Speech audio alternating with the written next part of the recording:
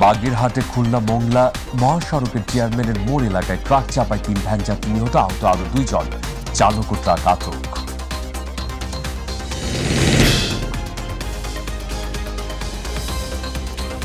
বলছিলাম সংবাদ শিরোনামগুলো, এবারে জানতে চাই পুরো প্রসঙ্গ। আর শুরুতেই তীব্র দাবদাহ প্রসঙ্গ। প্রতিদিনই রেকর্ড করে বাড়ছে তাপপ্রবাহ। তীব্র তাপে স্থবির হয়ে যাচ্ছে জনজীবন। এমন পরিস্থিতি থেকে বাঁচতে দেশের বিভিন্ন অঞ্চলে নামাজ আদায় করছেন ধর্মপ্রাণ মুসল্লিরা। আবহাওয়া অধিদপ্তর বলছে চলমান তাপপ্রবাহ অব্যাহত থাকে আরো 3 দিন হিট অ্যালার্ট জারি থাকবে। তবে সিলেট অঞ্চলে বৃষ্টিপাতের সম্ভাবনা থাকায় তাপমাত্রা কিছুটা হ্রাস পাবে। শুক্রবার দেশের সর্বোচ্চ তাপমাত্রা রেকর্ড করা হয়েছে চুয়াডাঙ্গায় 42.7 ডিগ্রি সেলসিয়াস। এর আগে গত শনিবার মৌসুমের সর্বোচ্চ তাপমাত্রা রেকর্ড করা হয়েছিল যশোরে 42.6 ডিগ্রি সেলসিয়াস। দর্শক, এই মুহূর্তে আপনাদেরকে সরাসরি নিয়ে যেতে চাই আবহাওয়া অধিদপ্তরের সামনে। সেখানে রয়েছেন সহকর্মী আবু সাইদ অপু। অপু, চলমান তাপপ্রবাহের সর্বশেষ কি তথ্য আছে আপনার কাছে, আমাদেরকে জানান।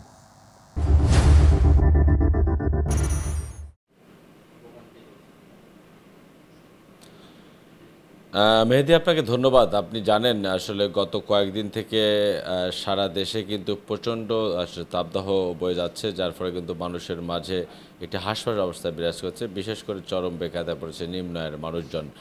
আর বিষয় আপনাকে একটা জানিয়ে রাখি, এই আবহাওয়া দপ্তরের পক্ষ থেকে কিন্তু পঞ্চমবারের মতো হিট ওয়েভ অ্যালার্ট সেটা জারি করেছেন। কারণ আপনার 1971 সালে 40.1 ডিগ্রি সেলসিয়াস যে তাপমাত্রা রেকর্ড করা হয়েছিল, তারপরে কিন্তু এই প্রথম এই যে তাপমাত্রা সেটি কিন্তু আসলে আবহাওয়া দপ্তরের পক্ষ থেকে বলছে এটা কিন্তু আসলে বাড়েনি বা ইতিহাসে মনে রাখার মতো না, কিন্তু যে দীর্ঘস্থায়ী যে তাপমাত্রার বিষয়টি সেটি কিন্তু আবহাওয়া দপ্তর আমাদেরকে নিশ্চিত করেছেন। তো আমার সামনে বসে আছেন আবহাওয়াবিদ বজলুর রশিদ। আমরা একটু ওনার কাছে জানতে চাই যে এই আবহাওয়া আসলে কতদিন নাগাদ থাকবে এবং এইটা আসলে চলমান কতদিন আপনার থাকবে, এবং ভবিষ্যতে কোনো আপনাদের আবহাওয়ার কোনো পূর্বাভাস বা সতর্কবার্তা রয়েছে কিনা যদি একটু সংক্ষেপে আমাদেরকে একটু জানান। যে চলমান তীব্র তাপদাহ রয়েছে এটা আপাতত আরও 72 ঘন্টা মোটামুটি কন্টিনিউ করবে। তারপর যেটা হবে আমরা গ্র্যাজুয়ালি তাপমাত্রা একটু করে কমতে থাকবে, এবং দেখা যাচ্ছে যে আপনার মে মাসে ফার্স্ট থেকে শুরুতেই আপনার অনেক জায়গায় বৃষ্টির সম্ভাবনা রয়েছে। বিশেষ করে আপনার দেশের উত্তর পূর্বাঞ্চল, দেশের উত্তর দক্ষিণাঞ্চল যে অঞ্চলগুলো পড়ে, এটা হচ্ছে ময়মনসিংহ, সিলেট, ঢাকা, চট্টগ্রাম, এইসব জায়গায় প্রথমেই শুরু হবে। তারপরে এটা গ্র্যাজুয়ালি ওয়েস্টের দিকে সরে আসবে, এবং আশা করি হয়তো আপনার 5-6 তারিখে সারা দেশে একটা হালকা থেকে মাঝারি বৃষ্টি হতে পারে। সেই সাথে কোনো জায়গায় আপনার ভারী বৃষ্টির সম্ভাবনা রয়েছে। সেই সময় তাপমাত্রা অনেকটাই সহনীয় পর্যায়ে চলে আসবে। এই দীর্ঘ এই তাপমাত্রা কি আগে কখনো ছিল?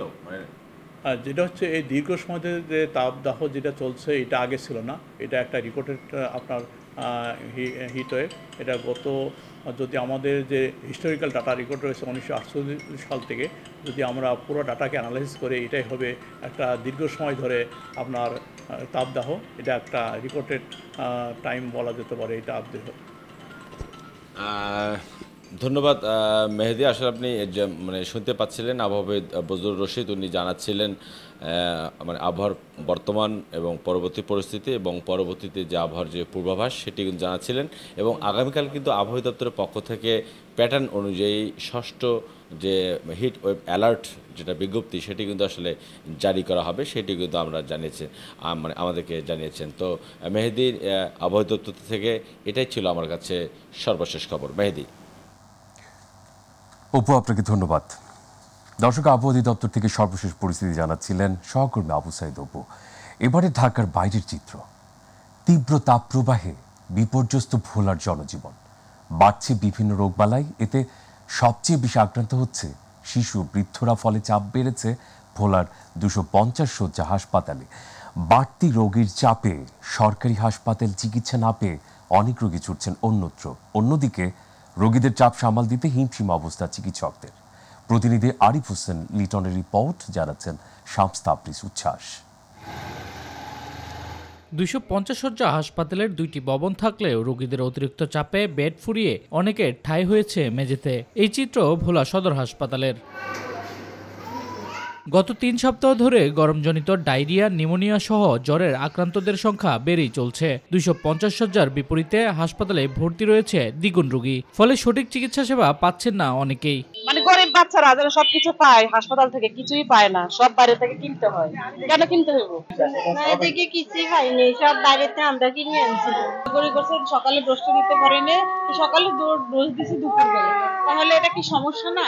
রোগী ও স্বজনদের অভিযোগ, হাসপাতালের অব্যবস্থাপনা ও অপরিষ্কার পরিবেশে চলছে কার্যক্রম। ফলে সরকারি সকল সুযোগ সুবিধা থেকে বঞ্চিত হচ্ছেন তারা। এখানে রিপোর্টের ব্যবস্থা নাই, আমার বাইরে যাওয়া করাইতে আনতেছি।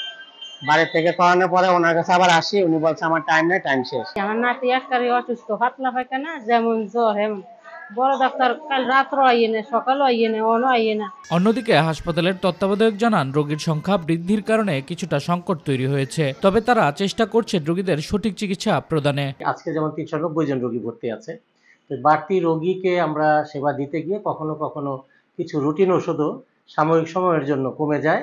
আমরা চেষ্টা করি দ্রুত সেটি আমাদের অন্যান্য খাত থেকে উপযোজন করে সেটি সংগ্রহ করার জন্য, এবং আমরা সেবা চালিয়ে নিই সেভাবেই। জেলায় এ পর্যন্ত 2494 জন ডায়রিয়া ও 209 জন নিউমোনিয়া আক্রান্ত হয়েছে, আর নিউমোনিয়ায় মারা গেছে 4 জন। শামস তাবরিজ উচ্ছ্বাস, মাই টিভি নিউজ ডেস্ক। তীব্র তাপপ্রবাহে কুষ্টিয়ায় জনজীবন যখন বিপর্যস্ত, ঠিক তখন সংকট সুপেয় পানির। নদ নদী, খালবিল পানি প্রায় শূন্য কোটায় রয়েছে। টিউবওয়েলেও মিলছে না পানি, ফলে দুর্বিষহ হয়ে উঠেছে মানুষের স্বাভাবিক জীবনযাত্রা। বিশেষজ্ঞরা বলছেন, এই অবস্থা থেকে পরিত্রাণ পেতে অবশ্যই ভূগর্ভস্থ পানির যত্রতত্র ব্যবহার রোধ করতে হবে। প্রতিনিধি আব্দুর রাজ্জাক বাচ্চুর তথ্য ভিডিও রিপোর্ট, জানাচ্ছেন প্যাট্রিক ডি কস্তা। তীব্র গরমে ত্রাহি অবস্থা সাধারণ মানুষের। প্রায় পানি শূন্য নদী, খাল, বিল। টিউবওয়েলও উঠছে না পানি, ফলে সুপেয় নিরাপদ পানির অভাব এখন কুষ্টিয়ায় দুর্বিষহ হয়ে উঠেছে জনজীবন। কুষ্টিয়ার গড়াই নদী এখন শুধু নামেই নদী। নদী তীরবর্তী এলাকার মানুষও ভালো নেই। নদীতে পানি না থাকায় ভয়াবহ বিপদে পড়েছেন নদী তীরবর্তী মানুষেরা। আমাদের গড়াই নদী, এই গড়াই নদীতে আগে অনেক পানি থাকতো, এখন পানির সংখ্যা কমে গেছে। এই পানির সংখ্যা কমাতে আমাদের উপরে টিউবওয়েলে পানি পাওয়া যাচ্ছে না। গবাদি পশুর দিক থেকেও ক্ষতিগ্রস্ত হইতেছে, পাইতেছে না পানি, তারা ঠিক মতো পানি পাচ্ছে না, বিরাট সংকট হয়েছে। 10 বালতি পানি নিয়ে আসলেও আমার সেই পানিতে আমরা কুলিতে পারতেছি না, খুব কষ্ট হচ্ছে। আর কত কষ্ট করা যায় আপনারা দেখুন না, একটু চেষ্টা করে দেখুন আমরা কি কষ্ট করছি, আর কষ্ট করতে পারছি না। সুপেয় পানির অভাবের পাশাপাশি সেচের পানিরও চরম সংকট চলছে। ব্যাহত হচ্ছে বড় আবাদ। সেচ প্রকল্প দেখা যাচ্ছে, কৃষিক্ষেত দেখা যাচ্ছে, এতে দেখা যাচ্ছে ধুকে ধুকে শেষ হয়ে যাচ্ছে। না হলে তো পানির সংকটে মানুষজন তো অসহায় হয়ে যাচ্ছে। যে জায়গায় হয়েছে 30 মন হয়েছে ভুট্টা বলতে, সেই জায়গায় 10 মন হচ্ছে। যে জায়গায় ধান 20 মন আছে, সেই জায়গায় 5 মন আছে। কোনো ভূত কাছেই যাচ্ছে না। তবে আমরা এই কৃষি মানুষ কিভাবে বাঁচবে? পানি না থাকার কারণে মানুষ জীবন দুর্বিষহ হয়ে পড়ছে। বিশেষজ্ঞরা বলছেন, তীব্র পানি সংকটের অন্যতম প্রধান কারণ ভূগর্ভস্থ পানির যত্রতত্র ব্যবহার। আমাদের যে গ্রাউন্ড ওয়াটারের যে ব্যবহার, এটি একেবারে অপরিকল্পিতভাবে হয়। গরমকালে গ্রাউন্ড ওয়াটারের লেভেল নিচে নেমে যাবে, তো এটি সত্যি অ্যালার্মিং একটা ব্যাপার। এখনই আমাদের দেশের সরকার সহ যেসব কর্তৃপক্ষ, তাদেরকে সচেতন হওয়া উচিত এবং গ্রাউন্ড ওয়াটার ব্যবহারে আমাদেরকে আরও যত্নবান হতে হবে। এমন পরিস্থিতিতেও কোনো সুখকর খবর দিতে পারেনি কুষ্টিয়া আবহাওয়া অফিস। প্যাট্রিক ডি কস্তা, মাই টিভি।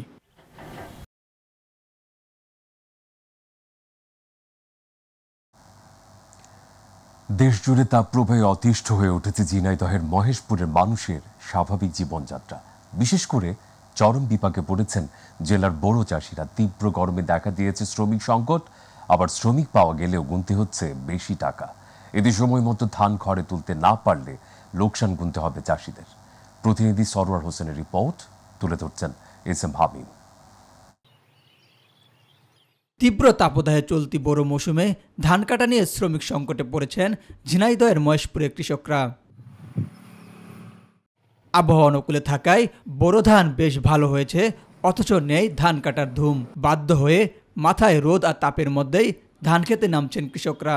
গরমে এই যে ধান কাটবো কৃষকের জোন পাওয়া যাচ্ছে না, জোন পাওয়া যাচ্ছে না, তাপমাত্রা বেশি, এই গরমে কেউ কাজ করতে পারছে না। এখন কি উপায়, কি সামনে বাড়া ধান আমরা করতে পারবো না। মাঠে যে রোদ গরম তাপমাত্রা আমরা জোন পাচ্ছি না, ধান আমরা কি দিয়ে কাটবো, কি করবো? প্রচুর পরিমাণ তাপ, এই জন্য জোন টোন পাওয়া যাচ্ছে না, ধান কাটা অসুবিধার মধ্যে পড়ে আছে। না মাঠে কেউ জোন আসতে যাচ্ছে না, মাঠের পর মাঠ ধান সব পড়ে রয়েছে গরমের কারণে। বৈরী আবহাওয়া আসার আগেই দ্রুত ধান কাটার পরামর্শ দিয়েছেন স্থানীয় কৃষি অফিস। মে মাসের প্রথম সপ্তাহের মধ্যেই ধান কর্তন হয়ে যাবে এবং আমাদের কৃষকদের সবসময় পরামর্শ দিচ্ছি যে আপনারা যত দ্রুত সম্ভব মানে 80% ধান পেকে গেলেই যেন কেটে নেন। ঝিনাইদহের মহেশপুরে এবছর বড় মৌসুমে 21,576 হেক্টর জমিতে ধান চাষ হয়েছে। SM হামিম, মাই টিভি। দর্শক, এই মুহূর্তে রংপুর থেকে আমাদের সঙ্গে যুক্ত হচ্ছেন সহকর্মী মাহমুদুল হাসান।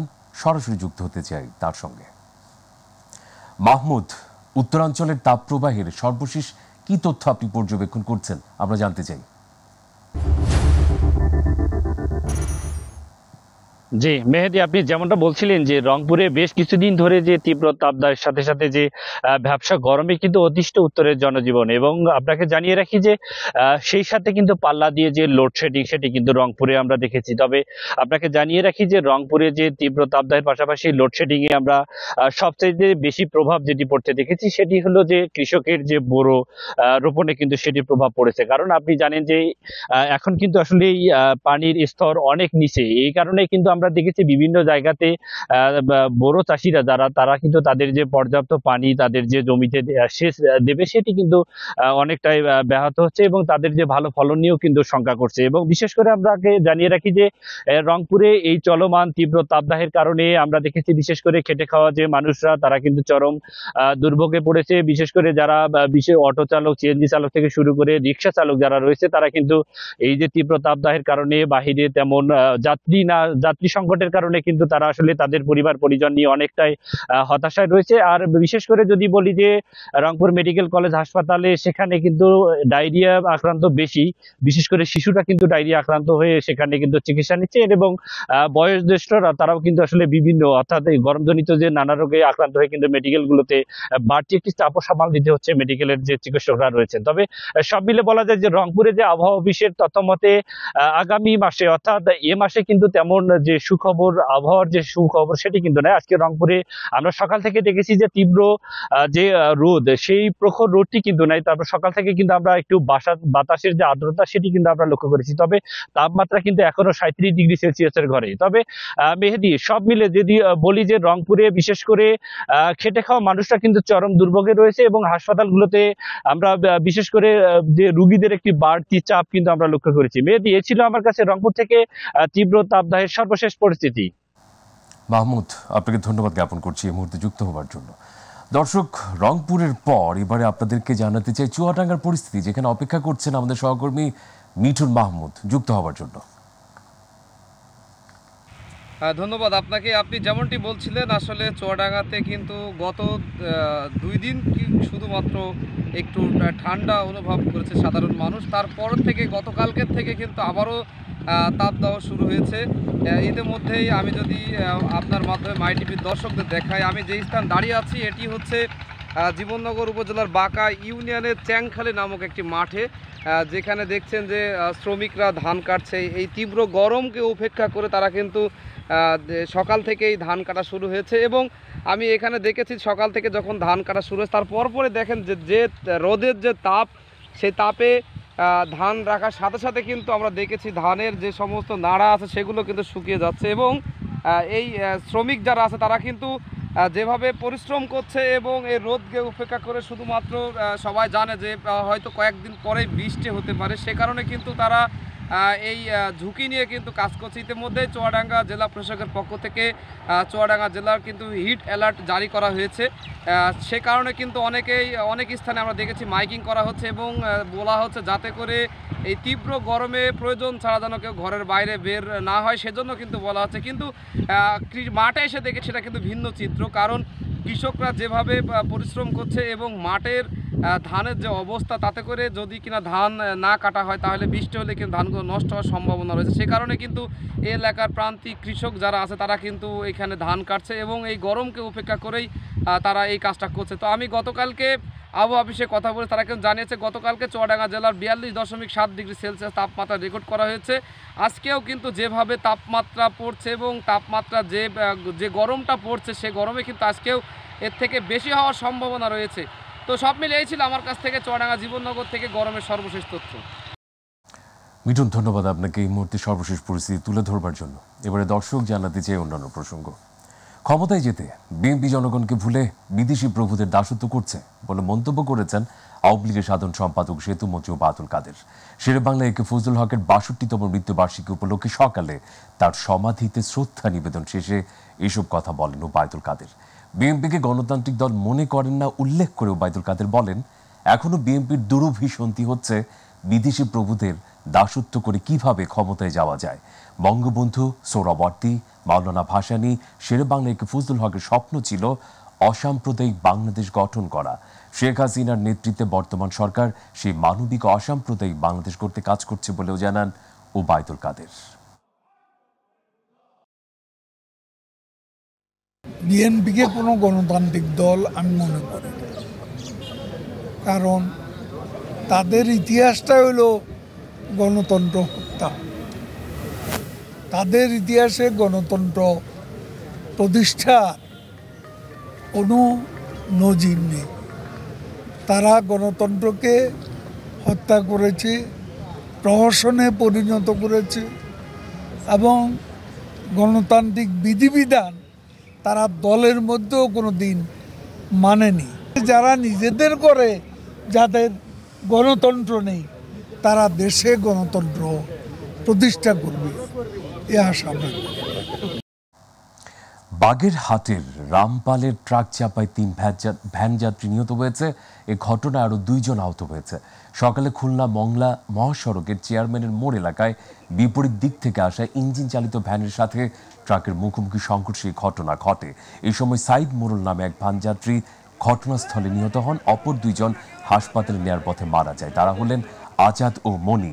জেলা পুলিশের মিডিয়া সেল জানায় এই ঘটনায় ঘাতক চালক ও ট্রাক পুলিশ আটক করেছে। এর সাথে সংবাদের শেষ পর্যায়ে আমরা যাবার আগে মনে করে দিচ্ছি সংবাদ শিরোনামগুলো আরো একবার। চলমান তাপপ্রবাহ আরো কয়েকদিন থাকতে পারে বলছে আবহাওয়া অফিস। শুক্রবার দেশের সর্বোচ্চ তাপমাত্রা ছিল চুয়াডাঙ্গায় ৪২.৭ ডিগ্রি সেলসিয়াস।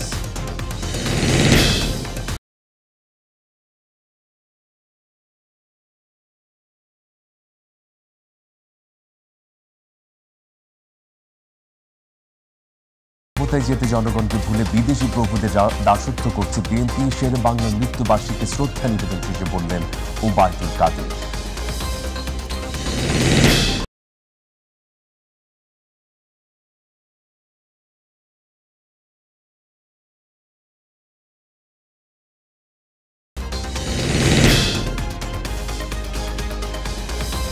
দর্শক, ছিল এখনকার সংবাদে। পরবর্তী সংবাদ দুপুর ২:৩০ দেখার আমন্ত্রণ। বিদায় নিচ্ছে মেহেদী হাসান খান। আল্লাহ হাফেজ।